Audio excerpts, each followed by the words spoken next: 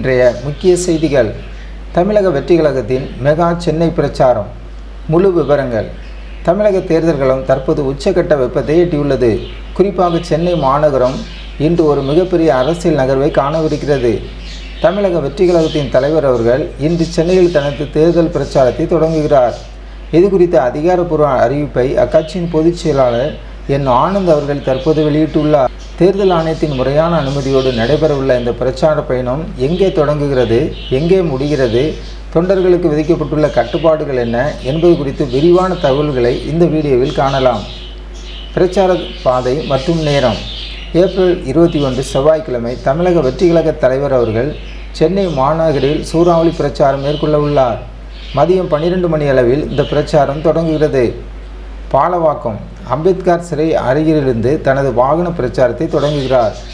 திருவான்மியூர் நாகாத்தம்மன் கோவில் சந்திப்பு வழியாக பிரச்சாரம் தொடர்கிறது.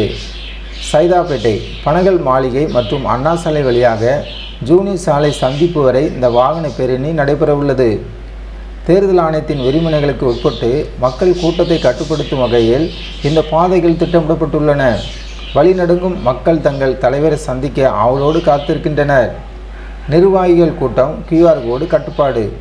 வாகன பிரச்சாரத்தை தொடர்ந்து பிற்பகல் 3 மணி அளவில் சைதாப்பேட்டை நந்தனம் YMCA மைதானத்தில் ஒரு பிரம்மாண்டமான நிர்வாகிகள் கூட்டம் நடைபெற உள்ளது. இந்த கூட்டத்தில் பங்கேற்க தமிழக வெற்றி கழகம் ஒரு நவீன முறையை பின்பற்றியுள்ளது. அதாவது ஏற்கனவே QR கோடு வசதியுடன் கூடிய அனுமதி சீட்டு வழங்கப்பட்ட 5000 நபர்கள் மட்டுமே மைதானத்துக்குள் அனுமதிக்கப்படுவார்கள் என தலைமை நிலையம் திட்டவட்டமாக தெரிவித்துள்ளது.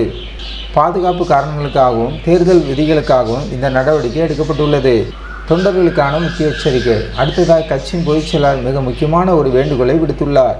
தலைவரின் பிரச்சார வாகனம் வரும்போது ஆர்வத்தின் காரணமாக தொண்டர்கள் யாரும் இருசக்கர வாகனங்களிலோ அல்லது மற்ற வாகனங்களிலோ அந்த வாகனத்தை பின்தொடரக்கூடாது.